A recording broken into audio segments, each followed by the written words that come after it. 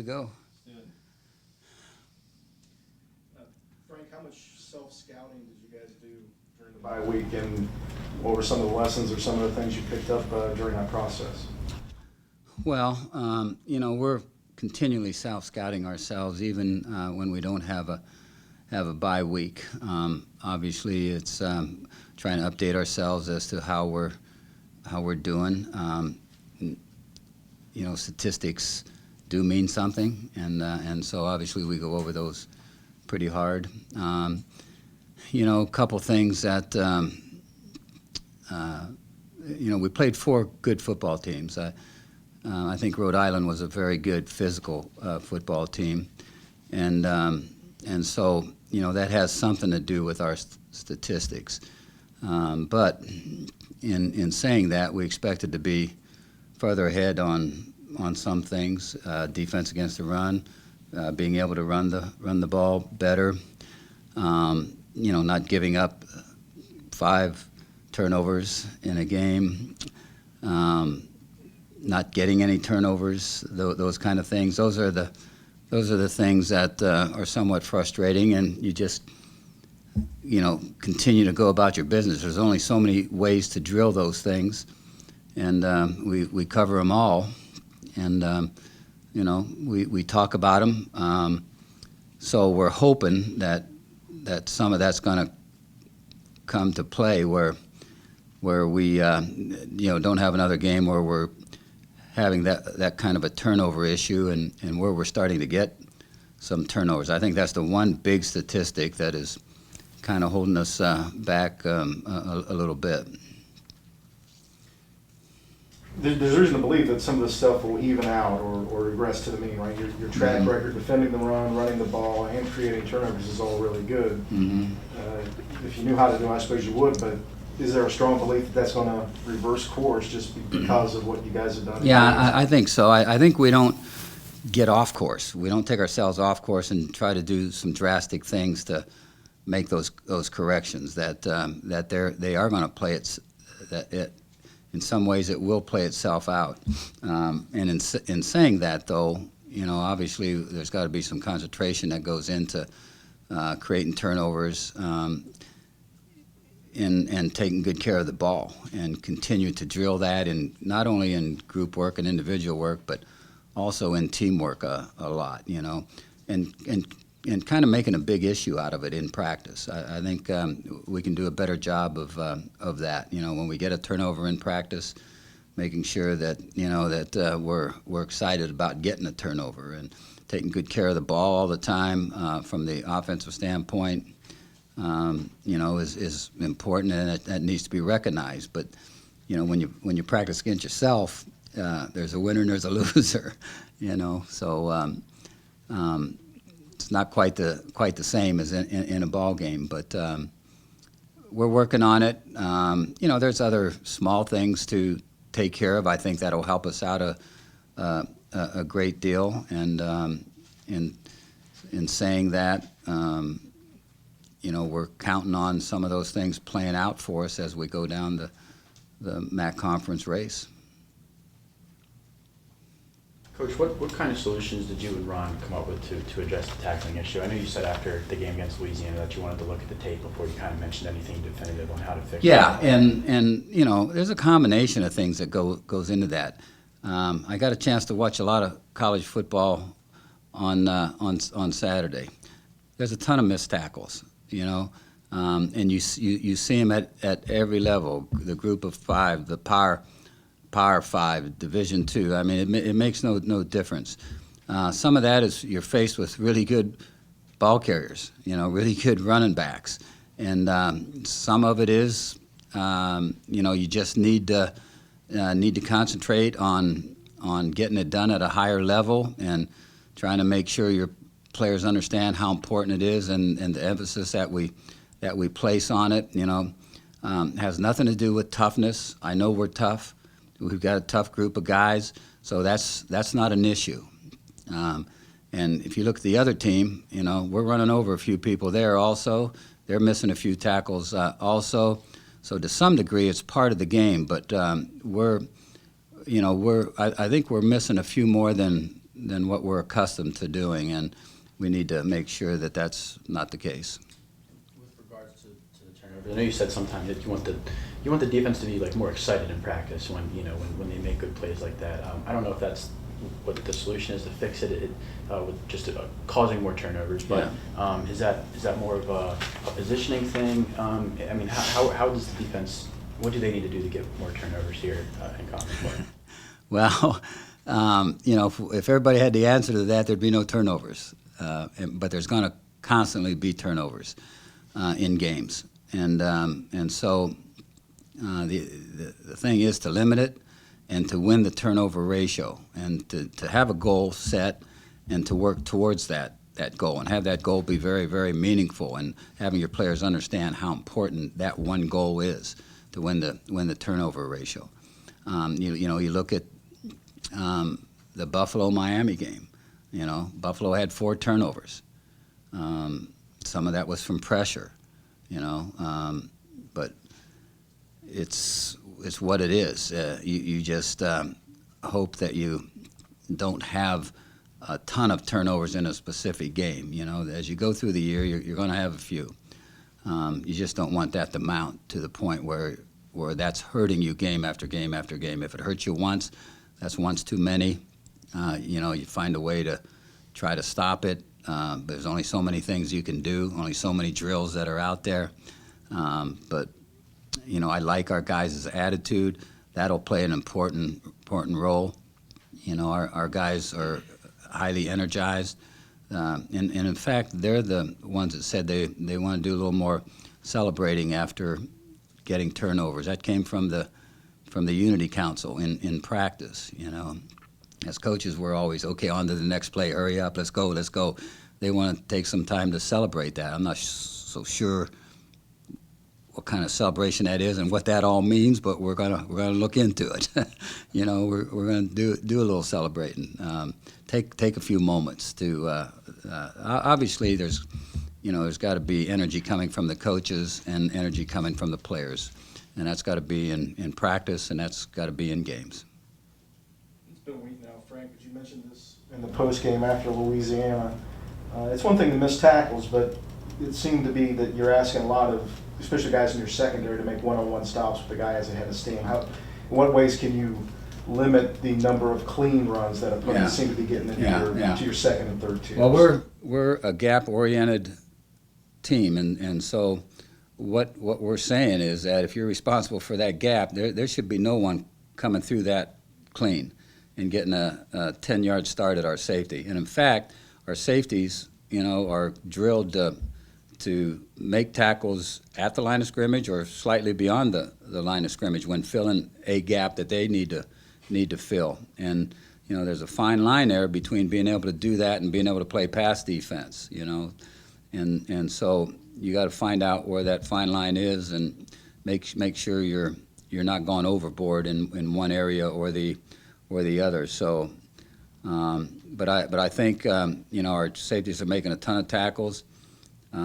If we get tighter gaps, our up front players have got to not allow big gaps to run through. They've got to squeeze down their gaps, and in doing that, then that really causes a back at times to veer off, maybe try to get to another gap, and he's not barreling down at 100 miles an hour on you, and if you're a safety. And so, we're trying to squeeze down the gap some. It's important because of who you're playing this week. Buffalo, again, will run a lot of inside zone, a lot of outside zone, and again, you mentioned it, you're a gap-controlled defense, and that's coming with Buffalo, right? Mm-hmm. Given their personnel and how they're playing offensively, so this is going to put that right back into focus right away for your defense. No question. Lance has dedicated themselves to running the football this year.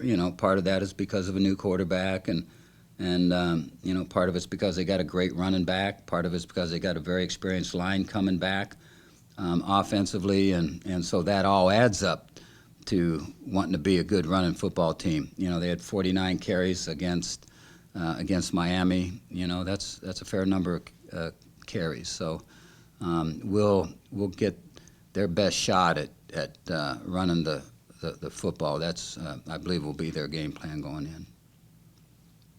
Coach, two stats that your teams have dominated in the last couple seasons have been time of possession, and number of plays ran.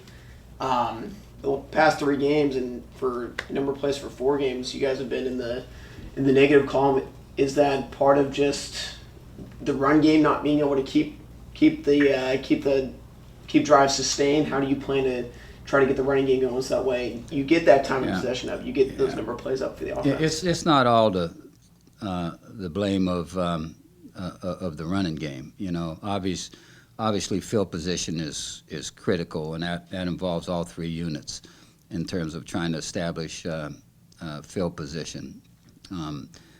As far as running the football, if you lose the turnover battle, there's a possession given up, you know, or 2 or 3, depends upon how much you lose the turnover battle by. And we've been losing the turnover battle. And so that doesn't help you in number of possessions. And it doesn't help you in field position. And all that comes back to being able to possess the ball longer for possession time, and also number of plays. Again, you don't have to get too specific here, but in terms, you mentioned you don't want to get off course. You want to be who you are, do what you do. What kind of ratio are you looking into staying the course and still trying to do new things or apply new techniques to improve some of the things that have been an issue the last 3 weeks? You know, how much change has there been, I guess? Yeah. We're wide open. You know, obviously there's been some change with Coach Rudolph in terms of techniques. Not a lot. You know, he's very sound in everything we're doing, but you know, you do have a change there a little bit. I think our players have adapted to that very, very well as far as the offensive linemen. So I don't see that as being an issue whatsoever. You know, so you know what all is going to cause us to turn the page and all of a sudden become a really good running football team, and being a really good passing team. I like the people we got. You know, I like our offensive linemen. I like our running backs, and of course I like Nathan. You know, our tight ends we're utilizing the tight ends more than we ever have before. They're really good pass receivers. So we have the type of offense you look for. We just need to execute at a better level, and I think as the season goes on, I think you'll see us continue to improve. But you know, we can't wait. I mean that time to show ourselves as really being good offensively and really making progress defensively has got to be now. Will you guys make a change on the punt return team? Jerome Buckner has all the potential in the world, but that's 3 of your 8 turnovers so far, punt returns alone. Mm-hmm. Have you addressed that during the bye week? Well, we've addressed it, but we're not going to make a change at this point. You know, we do have other punt return guys that I really like, but Jerome is one of the best, if not the best, explosive player on our football team, and you know, his worth back there is immense, and you know, again, I think that'll balance out a little bit. I've not seen Jerome during his time here have ball issues in terms of bad ball technique and those kind of things. The one on the one punt return, and you know, that got slapped from behind. That can happen to anybody, but you know, and he's such a young player, you know, that I think he's going through some things right now that once he works his way through them is going to make him an even better player. And so we're not caving in on him whatsoever. How important has that running back depth been at this point in the season, just with Julian and O'Shawn? It looks like they're still banged up, at least on the depth chart. I mean, yeah. I know you originally said that was a deep position, that you wanted to use a 3 running back, but now it seems that's really important for you guys right now. I mean, how important has it been in your You know, Jabari Portis, on the depth chart, was down there a ways, and he really had a good game this past game. He had to step in and kind of raise the level of his play, and I think he did that. So the fact that we have really good quality in our running backs as far as depth goes, I think is important. Right now, we should get a guy or two back, and so it's gonna help us. We'll see. Some of those guys are to the point where they could use a little extra time, and so we won't practice them all that hard this week, and we'll see if they're ready game-wise. But we'll have a good running back on the field. I know that. Anyone been ruled out for this week at this time? I don't know that that's the case. I don't know that very many have been ruled in necessarily at this point. This bye came at the right time for us. Couldn't have come at a better time, I don't think, in terms of the way the injuries all of a sudden accumulated when they did.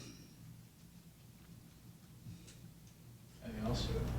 What do you have to do against a Buffalo defense that has shown the ability to create some turnovers? Didn't work out that way against Miami, but when they've won games this year, that's been a big part of what they've been about. Yeah, they've got a good defensive football team. Their safeties come up and they'll meet you at the line of scrimmage, and they will hit you. And anytime you have really strong, aggressive tacklers, that can cause turnovers. They've got a good, experienced group of linemen. They're a very good defensive football team. And you look at Miami, and their yards per play, their rushing yards were 2 point something, I believe. I mean, usually when you see statistics like that, you don't win. But Miami was able to take advantage of some things, and they played really well at times, and were smart about how they played and managed that game, and they ended up winning it. But statistically, Miami's defense has been good really throughout the year. So it's going to be a real big test, and I don't think we can just line up and say we're going to just run the ball on them, and that's how we're going to win it. We're going to have to do a combination of running and passing. We have the potential to be that kind of football team. And you asked a little earlier about how we would break up our running versus defensive plays right now, and it's a little it's close to 50-50 is what I presume it'll be, because I think Nate is really a good thrower. We've got really good receivers. That should help open up our running game a little bit. But I don't think we just go in saying that we're going to be a heavy run football team and win games right now. You were the heavy preseason conference favorite, but you lost your last three in non-conference. What kind of messaging? What do you tell your team now that conference play is beginning for real for you guys? Mm-hmm. Knowing you still got the target on your back, but you haven't played the way you wanted to for the last month. Well, that goal is still ahead of us. The conference championship, and so I really don't have to tell them anything. Although it's been a great group. They have come right back, and after a loss, and have really worked on things and have practiced hard and been the kind of group that you want in that regard. They're going to give themselves their best chance to play winning football by their attitude and by their effort. And I still say that we have talent to win football games, and so we're just going to continue to pound away. And I don't mean that as a running term, but pound away and try to be the football team we believe we can be. Anything else? All right. Thanks, guys. Okay. Yep. Thank you, guys.